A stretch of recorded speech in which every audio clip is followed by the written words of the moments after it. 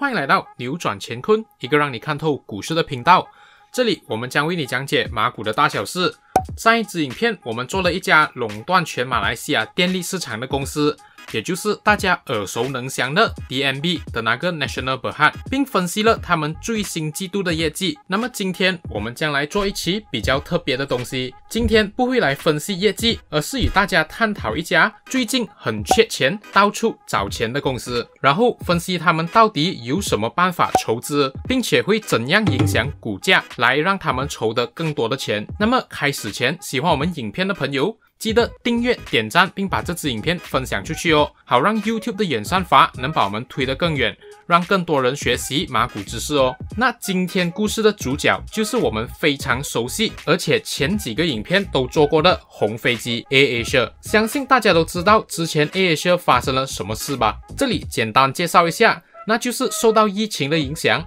他们的财务状况出现了大问题，也就是现金流短缺。如果要了解详情的朋友们，可以到上一支影片了解更多。那今天的影片就到这里咯，开个玩笑。那么今天我们将会来探讨什么事情呢？那就是 AirAsia 最近的业绩已经延迟到最迟3月31号了。据猜测，应该也是跟他们的财务状况有关系。那么他们又做了什么样的补救工作呢？首先，我们就先来看看他们上个季度的短期债务有多少，是不是有如他们的 CEO Tan Sri Tony Fernandes 所说的，需要2到2.5个 billion 来维持未来的公司营运。这里给大家简单科普一下，短期债务 Current Liability 就是12个月里面必须偿还的债务。可以看到这里他们的短期债务就高达 7.57 个 billion， 所以说 Tan Sri Tony Fernandes 所说的2到2.5个 billion 一点都不为过。那么如果我们确定了他们真的需要这笔钱救急，接下来我们就来看他们到底有哪些方法来筹集这笔资金。虽然在上个影片说过了，但是在这里我还是会简单的跟大家说明，那就是他们筹资的方法简单分为3种。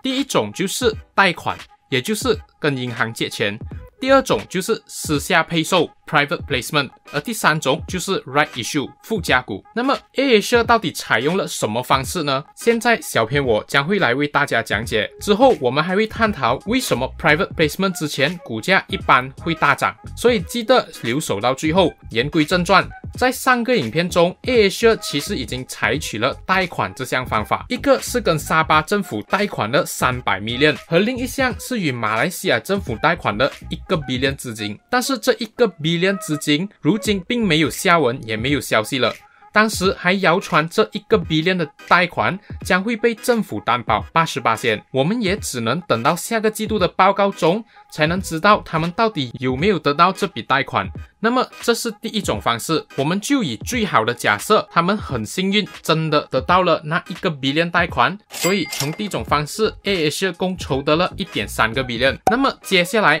还需要 0.7 个 billion，这 0.7 个 billion 要去哪里找呢？这就跟他们最近的企业活动 Corporate Exercise 有关了，那就是第二项方法 Private Placement 私下配售。AirAsia 在今年1月27号提成了申请给 Bursa， 表示他们要发行现有的 28% 新股权来做 Private Placement， 也就是大约668个 million 张的新股。而很快的这个消息出街之后， AirAsia 的股价就从谷底反弹。那么关于股价我会留到后面再说，我们先来了解清楚他们的 Private Placement 的详情。那么接下来在2月10号 AirAsia 就公布了他们的第一阶段的私下配售，在报告中说到他们将以 67.5 仙的价格发行369个 million 张的新股票，而这一次筹资也将大概为他们筹集大约249个 million 的资金。随后这项第一阶段的私下配售也在2月19号完成，而注资的是一位叫 Stanley Choi 的香港富豪，他私下有自己的 Private Equity Fund 叫做云峰 Capital， 而 Co-founder 就是中国人的马爸爸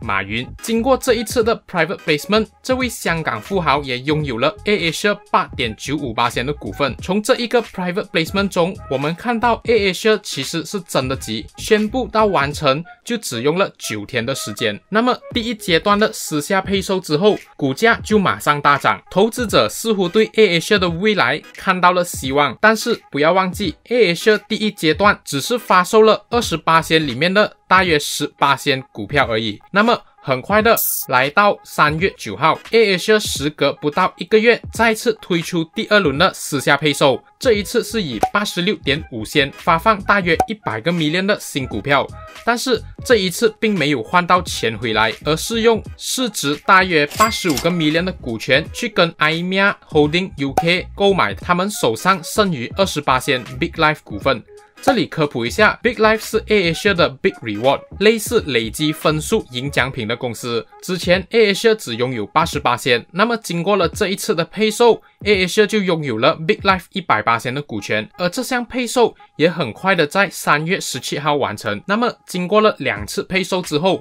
我们来看看 AirAsia 现在到底筹集了多少资金。然后是否达到Tan Sri Tony Fernandes 的2到2.5个 billion 的目标？那么我们用最好的打算来预测的话，那就是假设他们只需要2个 billion， 然后得到政府的1个 billion 贷款，那么2个 billion 减去1个 billion， 再减去沙巴州政府的300个 million， 和这2次配售得到的大约334个 million 的资金后，他们总共还欠333个 million。这里我们先打住，我们来看看普通情况，一家上市公司做 private placement 的话，股价通常会有怎样的走势？那么简单的来说一下，一家公司做私下配售就是为了筹钱。如果 private placement 的价钱越高，自然筹到的钱就会更多，因为可以被发行的股票数量有限，所以我们就会看到这种现象，那就是私下配售的 price fixing date 的前5天，股价被拉高。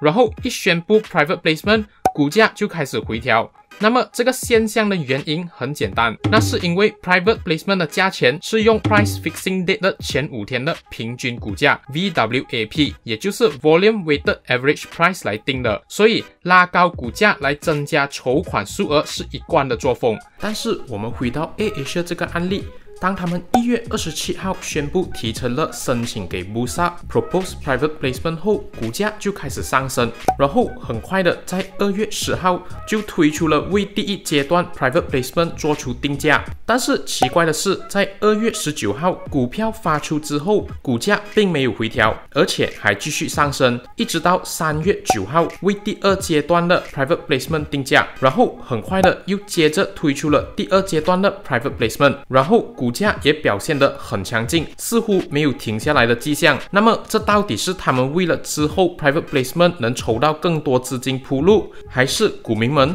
都很看好 AirAsia 的复苏呢？这个疑问就交给各位解答吧。那么这里请容许小编打个小广告，小编的新手教学班正式开放报名了哦。这个新手班可以让各位新手在最短的时间内快速掌握、了解并学会如何分析马股哦，保证物超所值。感兴趣了解的朋友，请在pin comment 的 Telegram link 私信小编哦。那么接下来说第3种筹资方式，那就是 right issue， 也就是附加股。这是 AirAsia 暂时还没有用来筹资的方式，因为这种方式是3个方式中最快的方式。因为 right issue 是让所有持有 AirAsia 股票的人有权利再购买附加股，这将会严重稀释 AirAsia 的股权，而且是稀释给所有人，这会让股票的流动性大大增加。但是我们现在就要来研究看看，到底 AirAsia 会不会被迫走到这一步棋？那么刚刚说了，他们还需要333个 million 才能达到2个 billion 的筹资目标。然后发行了2次 private placement 之后，他们手上还能做 private placement 的股票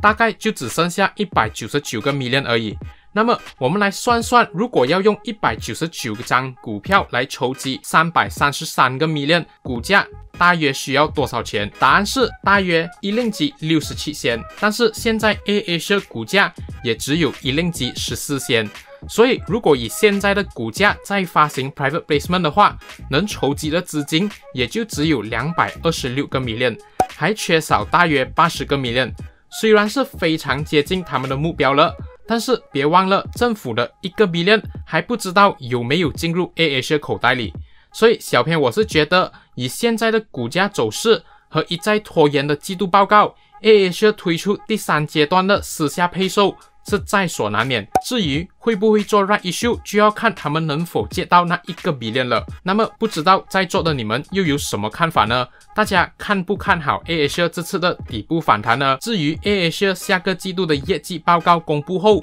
小编我将会在 Facebook 做分析哦。所以还没 like and follow 我们 Facebook 的朋友们，现在马上去 like and follow 哦，以免错过宝贵的讯息。下期更精彩，请敬请期待。谢谢大家的收看。